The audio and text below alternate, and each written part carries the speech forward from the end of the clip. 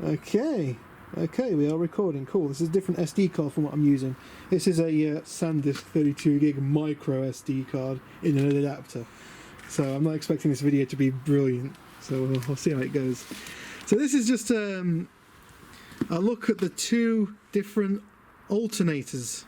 Well, you can actually get quite a few different ones for this, can't you? Yeah, you can get this is 110 standard. Standard alternator for the van, which came off the van. It's not damaged in any way. We've just taken it off and changed it because it looks like that for a start. It looks like that, yeah. And while we're under here, we thought take it off. Yeah. And we didn't want a 110 amp alternator. We wanted something a bit bigger. 110. So what I did was I went and got this one. Because we're going to replace this anyway, it was only a little bit more money. It's a perfectly good working alternator. Yeah, it still works. Just looks a mess. I went out and got this, which is 180 amps. This one's fitted to some of the Fiat Ducatos. It's not your brightness down on your torch a bit. That's more like it. So, I'm not sure why they have such a massive alternator. I couldn't find any that had electronic power steering, but they do.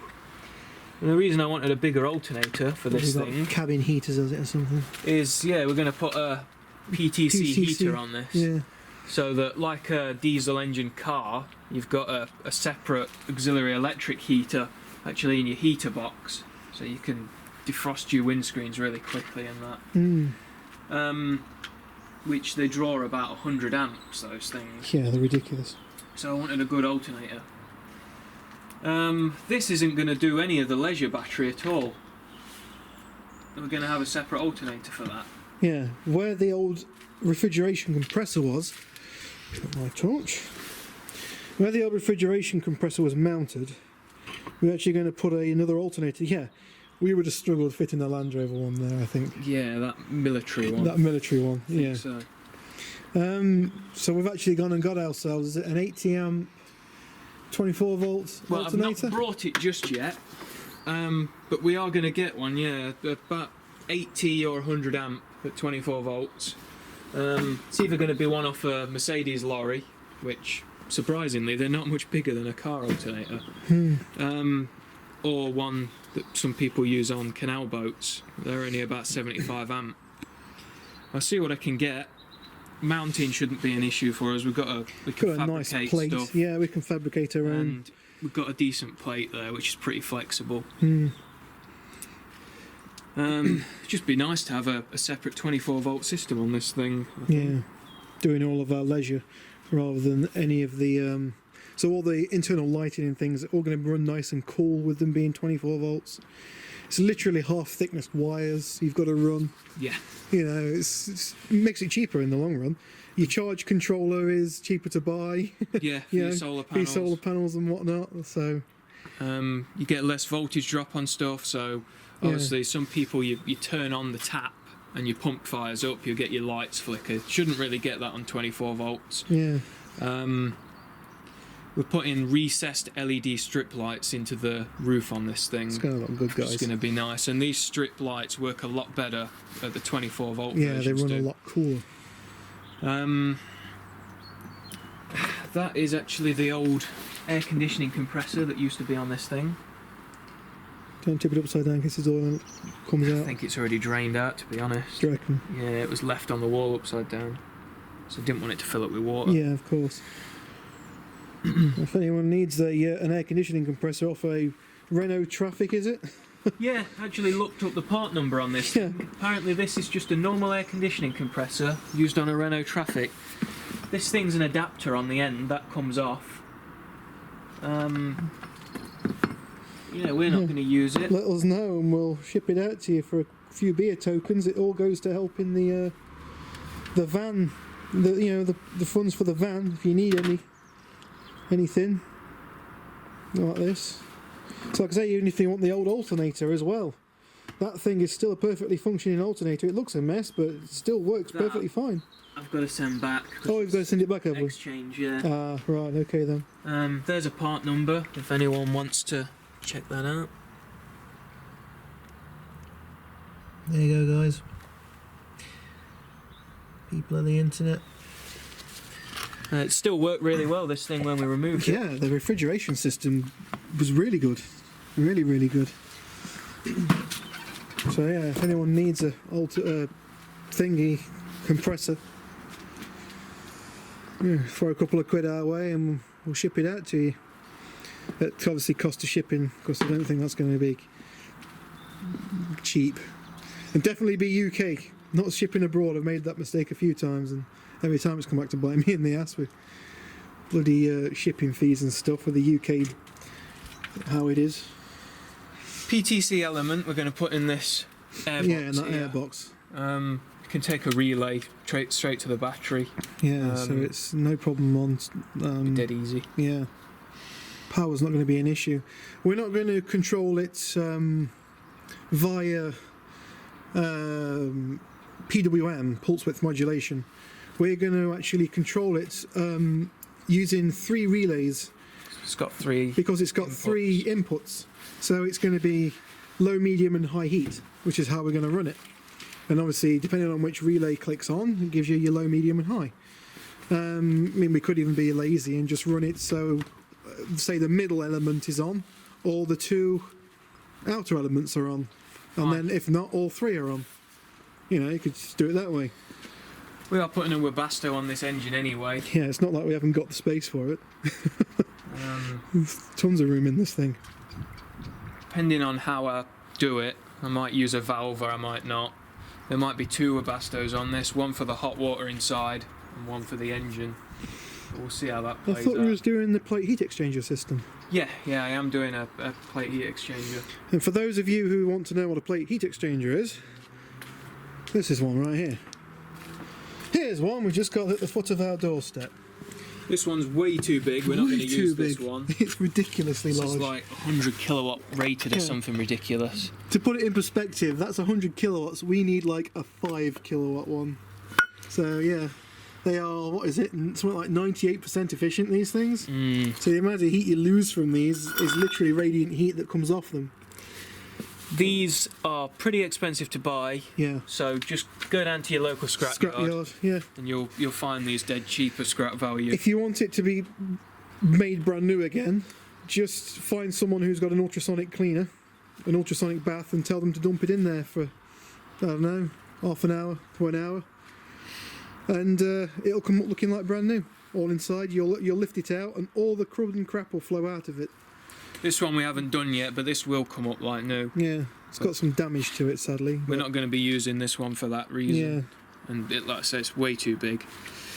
They use, what are they made out of? Copper and nickel, isn't it? Is it nickel? Copper and stainless steel, Stainless these are. steel, yeah. They're Plated stainless. brazed together with copper. And then these are stainless steel plates. Ah, yes.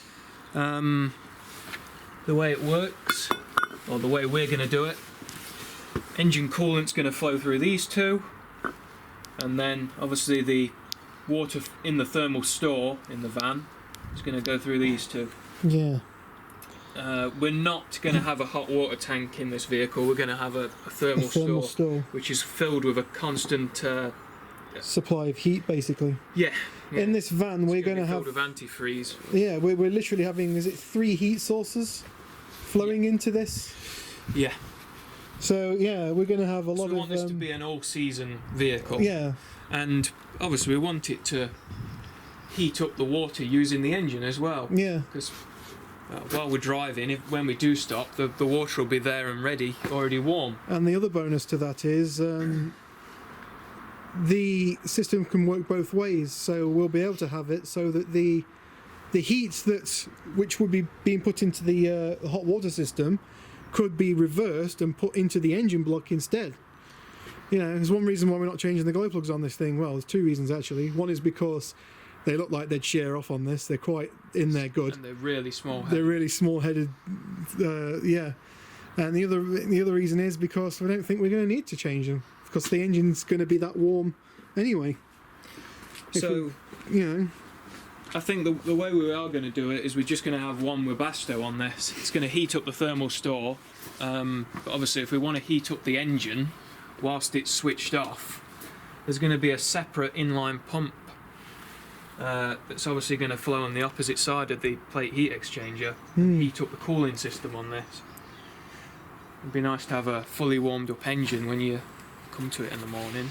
That's it. And we won't have to worry about any glow plug issues there. Yes. It sounds complicated, but it's really not that bad. we'll have to draw up a diagram. It's going to be relatively simple. Yeah. But we're going to use two of these plate heat exchangers. One of them's going to have the engine coolant flowing through it, and obviously the heat, the water in the thermal store, the coolant solution in that. And the other one is going to have so it's going to be same as this but smaller. Water from the thermal store flows through it, and then the tap water runs through it this side.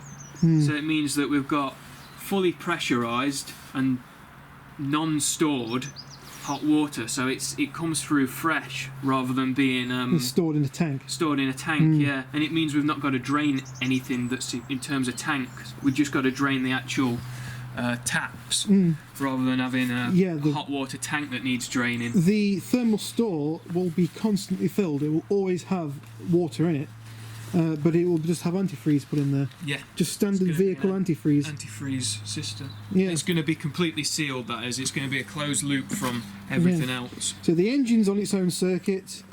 The thermal store is going to be on its own circuit, and obviously the tap water is going to be the tap water on its own circuit as well.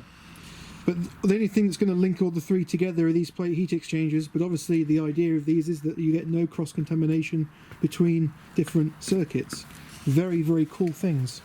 This is it. I mean, to put it into perspective as how clean these should be when they're operating, they literally have your tap water flow through them. Yeah, in your home boiler at home, these are what they use. Yeah. So the water that's in your central heating system, as I'm sure a lot of you will know, never comes out your taps. It's isolated. On a combi boiler system, you've got the water on the central heating system going through this all the time, and this side obviously gives you your domestic hot water through your taps. They work really well. It's going to be good. Unfortunately, we're a fair way off doing any of that stuff yet. Yes, we've still got a lot of work to do on the actual shell of the van and the chassis and whatnot. But that's the stuff I'm really looking forward to doing. Yeah, that's the bit that's going to be the fun part. This is just the part that's... He's getting a bit old now. Yeah. Basically, we bought this van and we didn't realise we'd have to do a complete vehicle restoration on it, which is what we're doing. It's typical, whenever I buy a vehicle and you see me buy a vehicle, I always end up doing a full body restoration on it, you know, underbody restoration, with the exemption of this BMW that I've got that I've not taken any videos of yet. But that's another story in itself. Another story in itself. Honestly, I don't like the car at all. It drives nice, don't get me wrong, but it's just a pain in the ass. It doesn't want to work. But like I was saying, 2-litre diesel BMW. Is it the M57 engine? M47 2-litre diesel, that's the one. And I'm pretty sure now we've narrowed it down to being the injection pump that's died, the high pressure injection pump. So unless I change that, which is a big job. Yeah. Anyway, that should do it, shouldn't it? That'll do. Alright. So as you can see, that's his baby, look. That is my baby, that is. That's his baby, that is. Do you know that is going to end up looking like that one day? Eventually it will do. Although we are going to keep this thing clean. Yeah. I think a big issue with vans, the reason they rust so bad, is because people never clean them. Yeah, that's it. You think you got a car, you do clean it once every so often. So much for my pockets. But these things, all the parts on the engine, they sit with salty water on them for God knows how long. And people say don't get alternators wet, but honestly, just hose them off and it'll save all this. Because you're getting rid of all that salt sitting on it. I mean, if you want it to stay looking nice, you could, you know, spray clear lacquer over it. Does it matter? If you're really that particular about it, but you know, that'll stop all this corrosion building up over time. Obviously it will still happen on the inside, but like I say, that would have probably lasted another 100,000 miles. Oh, I bet it would. As bad as it looks, it's still fine inside. Yeah, say it was working perfect. The whole reason why the van engine revs up when you've got it taken off is because it's got an automatic voltage circuit, you know, system built into it, where the engine will increase its idle speed to try and bring the voltage up. Obviously, if you've not got an alternator on it, the engine idles very high. Yeah, it's going to struggle to raise the voltage. Because it's going to struggle to raise the voltage a bit when there's no alternator there at all to power it up. But there you go. Well, anyway, thanks for watching. He's gone to put his baby away, look. And I will catch you on the next video. Put my baby away. There you go. Yeah. Get these things out again. Get those things out again, yeah, because he's enjoying the dust, the rust dust. Wish I could just click my fingers and it'd be done. Yeah, yeah. But the angle grinder makes easy work of it. That's it. Definitely get one. If you're messing around with a wire brush, you'll be at it Forever, won't you? Yeah. Get an angle grinder and get one of those twist types. Yeah, the wire wheel. Wire wheels. You want the two types. Yeah, there's two types you can get. The one that looks like the disc and the one that looks like a cone kind of thing. So you want them both. This is. Oh yeah, there you go. That's an old one. This is an old one. Yeah, I don't know if this one was a twist one, or if I've worn it down that much. Yeah. But these ends are all twisted together. The other one's about that much longer, so I think I have just worn this one down. But they work amazing. They are brilliant things. Yeah, that there is our fresh water tank for this van as well. It's just sort of wedged underneath it. Second hand, we got it from out of a scrap camper van, but hey, take nothing to clean it out. Soon drop some Sterident in there or something, that'll bloody clean it out. Sterident, if you don't know what it is the stuff you put in false teeth, you know, when people put false teeth in a cup of water on the side and they drop a tablet in there. Sterident's that stuff. It cleans up, look, you know, brilliant. Brilliant cleaner that is. Everyone doesn't know about it, but I tell you something, once you've used it, it works great. The best thing about it, it's food safe. Food safe, yeah, it goes in your mouth, so yeah. Yeah. That's it. That's it. Alright, thanks for watching. Catch you on the next video. Peace out, everybody. One of them's going to have the water for the taps flowing through it, and the other side is going to have the engine coolant going through it, obviously. Well, technically not, is it?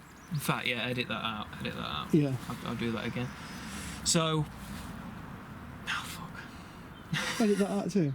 No, leave that in. Alright.